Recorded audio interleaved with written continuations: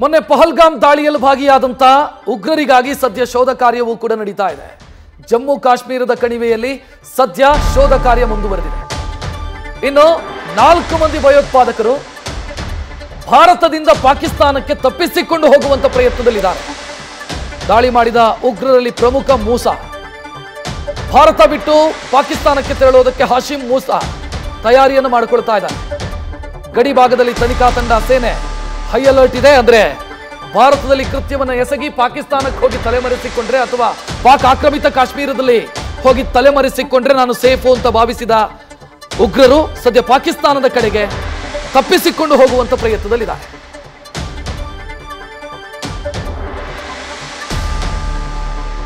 ಬಗ್ಗೆ ಹೆಚ್ಚಿನ ಡೀಟೇಲ್ ನೀಡೋದಕ್ಕೆ ನಮ್ಮ ಪ್ರತಿನಿಧಿ ಜಗದೀಶ್ ನೇರ ಸಂಪರ್ಕದಲ್ಲಿ. ಜಗದೀಶ್, ಒಂದೆಡೆ ದಿಲ್ಲಿಯಲ್ಲಿ ಸರಣಿ ಸಭೆಗಳು ನಡೀತಾ ಇದೆ, ಮತ್ತೊಂದೆಡೆ ಕಾಶ್ಮೀರದಲ್ಲಿ ತನಿಖೆಯೂ ಸಾಗ್ತಾ ಇದೆ, ಉಗ್ರ ನಿಗ್ರಹ ಚಟುವಟಿಕೆಗಳು ಕೂಡ ನಡೀತಾ ಇದೆ.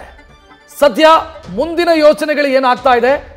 ಇಂಡಿಯನ್ ಆರ್ಮಿ ಸರ್ಚ್ ಆಪರೇಷನ್ ಯಾವ ರೀತಿ ಮಾಡ್ತಾ ಇದೆ?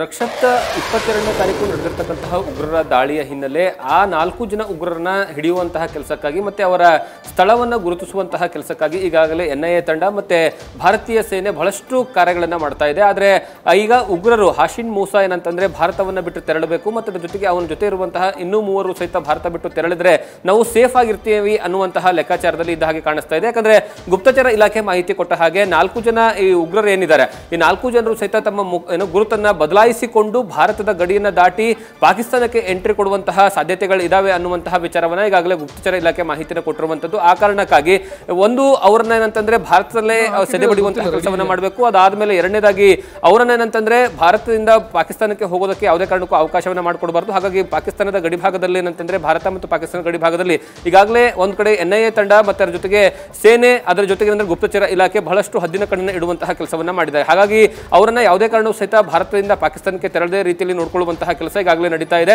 ಆ ಕಾರಣಕ್ಕಾಗಿ ತಡರಾತ್ರಿಯಿಂದನೂ ಸಹಿತ ಏನಂದ್ರೆ ಬಹಳಷ್ಟು ಏನಂದ್ರೆ ಹೈ ಅಲರ್ಟ್ ಅನ್ನ ಗಡಿ ಭಾಗದಲ್ಲಿ ಘೋಷಣೆಯನ್ನ ಮಾಡಿರುವಂತದ್ದು. ನ್ಯೂಸ್ ಫಸ್ಟ್ ನಿರ್ಭೀತಿಯಿಂದ ನಿಮ್ಮ ಪರವಾಗಿ.